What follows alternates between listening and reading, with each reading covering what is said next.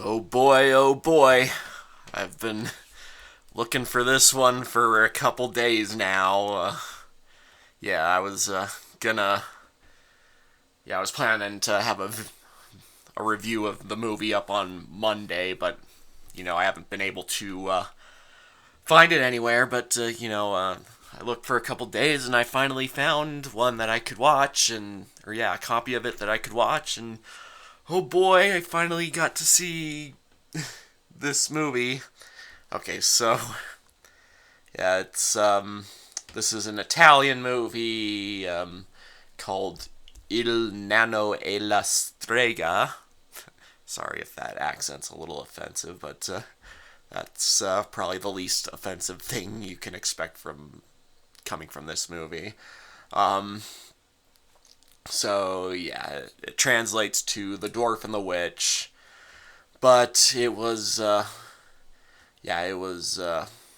translated into English, and it has the title King D Word.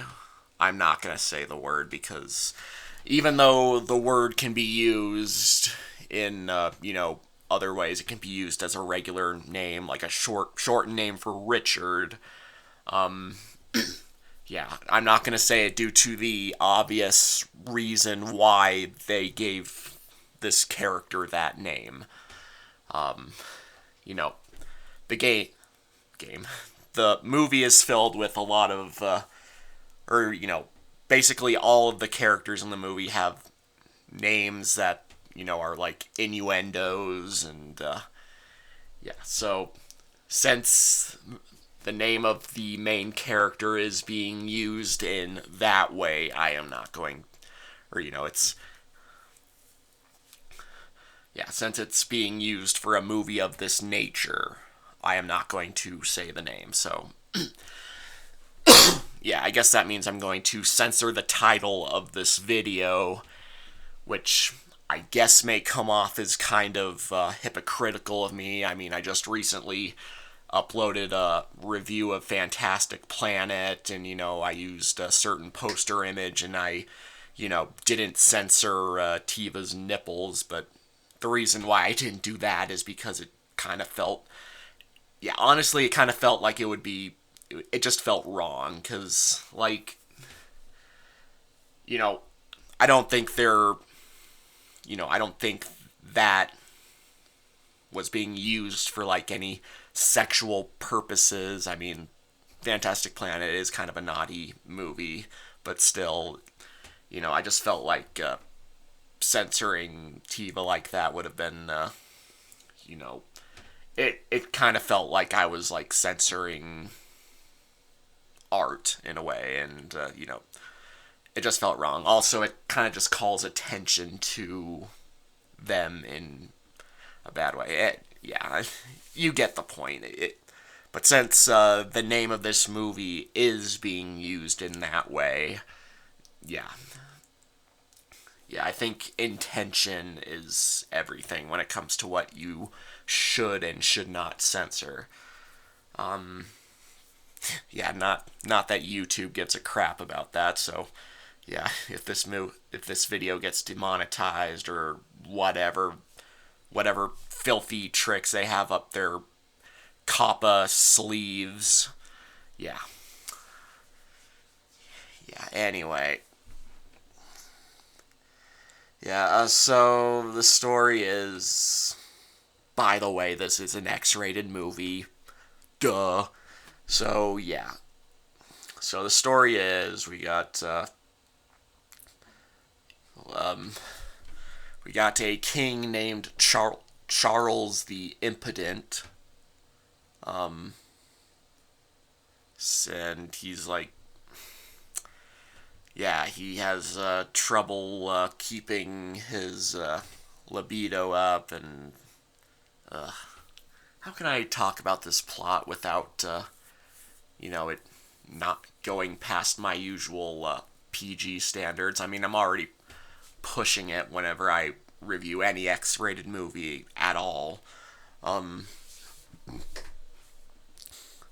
um, so yeah, it's yeah, the king has, like, yeah, the king has erectile dysfunction. I think I'm allowed to say that. I think. Whatever, YouTube has no standards at all, so, maybe accept double standards, but, um, so yeah, he enlists the help of, or he sends his, little dwarf servant, Little D, I'm just gonna call him Little D, to, talk to this witch named Nymphomania, who, is secretly plotting to, or yeah, she's plotting to have 69 orgasms. Only then will, because there's like a curse on her that turned her old and ugly, and if she has 69 orgasms, she turns young and beautiful, like I guess she used to be or whatever. And little D arrives to ask for her help to cure the king's ED. And he gets she talks about how young and beautiful she was, and like little D gets he gets a boner, and he's not such a little D after all. It's a pretty big D, if you know what I mean. God, why am I doing this? Okay, so, then the witch decides she wants to use him to get those 69 orgasms, and apparently the orgasms all have to be in a row. God, why am I saying orgasm several times? And, okay, and, whatever. It's a whole movie of the witch chasing little D around and,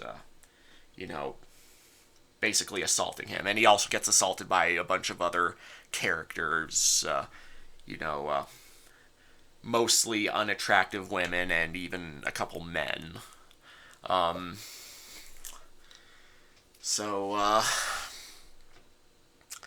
then at the end, he finally decides to. Oh, yeah, he also runs into Robin Hood and his merry men. And, they're trying to overthrow, a corrupt dictator. It's not John. Not John in this movie. It's, what's the king's name in this one? Well, it's basically the same character anyway, but still. Anyway, by the end, he hears, the story of how he used to be this handsome young boy who got a curse placed on him, and he turned into a dwarf. Some complicated plots behind this stupid movie that's loaded with, you know what.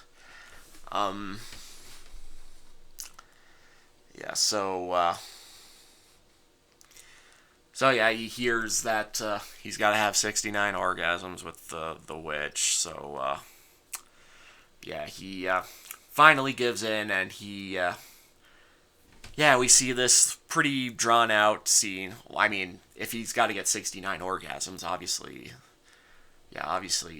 it's going to be pretty drawn out. But this drawn out scene of this dwarf doing it with this witch, and anyone who doesn't throw up watching that, they probably already threw up earlier when when watching an elephant defecate all over the main character, and oh boy, this review is fun, isn't it? Like, aren't we all having a good time? Aren't we having a great time, YouTube? Are you enjoying this video? Boy, I'm really bringing out my silly with this one. Anyway, so they finally have the 69 you-know-whats. The witch turns young and beautiful, and also, the curse on little D is lifted as well. He turns back into a human, and, and they get married, but then it turns out that you know, in turning back into a human, little D's, you know what, actually does turn into a little D. And yeah, I guess they decide that turning back into a little dwarf and an ugly witch is worth it just so little D doesn't have a little D. Oh boy. But, it's okay because, little D has decided that he loves the witch that's been assaulting him throughout the entire movie. Um, so, uh, so yeah, they have children and they live happily ever after. Um, and any other little details I should bring up? Uh, I mean, there's, I guess you occasionally get some attractive enough female characters between all of the, you know, all of the nude shots of the ugly witch and, a bunch of other unattractive ladies and some unattractive men and, yeah, you occasionally get some TNA from some cookie cutter supermodel characters and they all pretty much look the same anyway, so it's I don't know. I guess you can decide for yourself if this movie's really going to all the vomit sessions or all the projectiles coming out of your mouth. You wonder if the occasional projectiles coming out a different end would be worth that. So, yeah. I don't think I've ever been this stand-up comedian-ish before, but whatever. So, yeah, the animation's pretty cheap. The voice acting's not very good. Uh, let's see. It apparently gained a cult following in the UK. Yeah.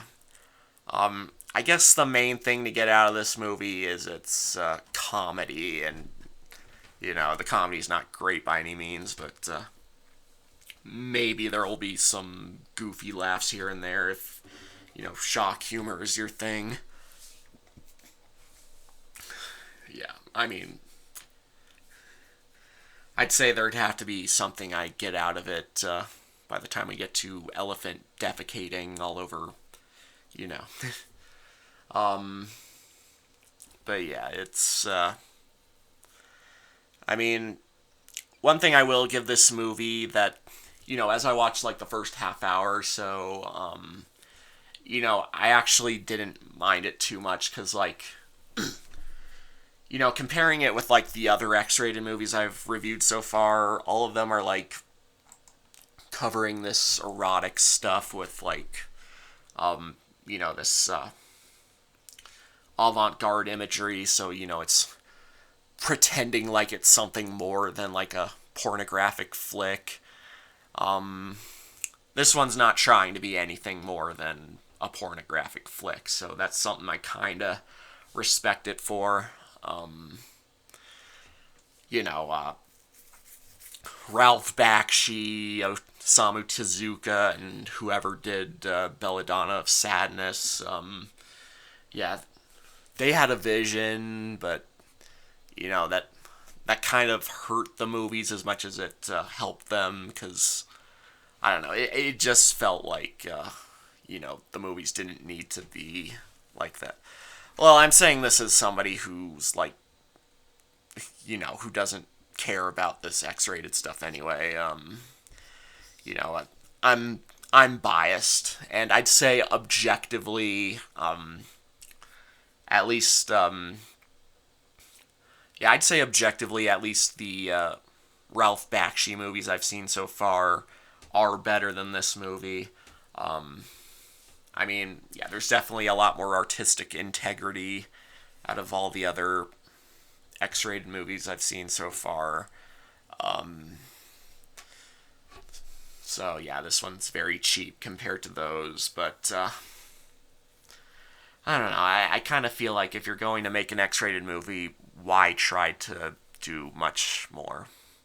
Again, that's bias talking because I know like Fritz the Cat and Heavy Traffic have a lot more to offer than some cheap crap like this movie, but I don't know. Still, it's not like this movie gives you much to counterbalance all of the not so attractive imagery you're subjected to. So yeah, so yeah, this is another one where I'm like really on the fence. I mean, I can't say I liked it at all, but still, there are elements to it that I kind of respect. But yeah, I'd probably say that objectively speaking, this is the weakest X-rated movie I've seen so far. And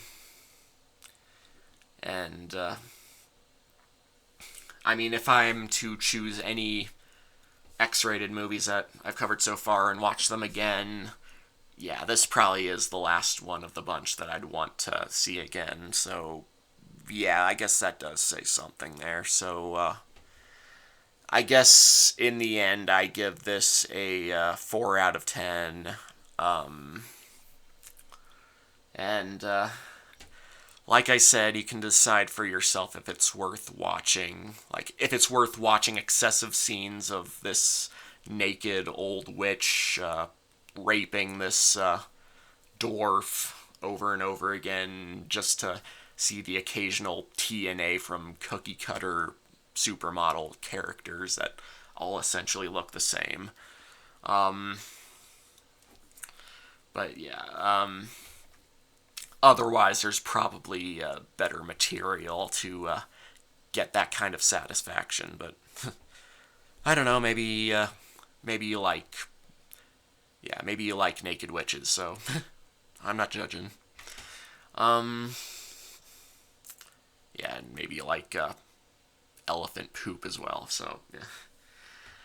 Anyway, yeah, I again just decide for yourself if it's worth it. So yeah, if there's anything else I feel I need to add, I'll put it in the comments. And yeah, I've already gone about 18 minutes now. I guess I don't need to go any longer. So yeah, mash it and smash it. Signing off.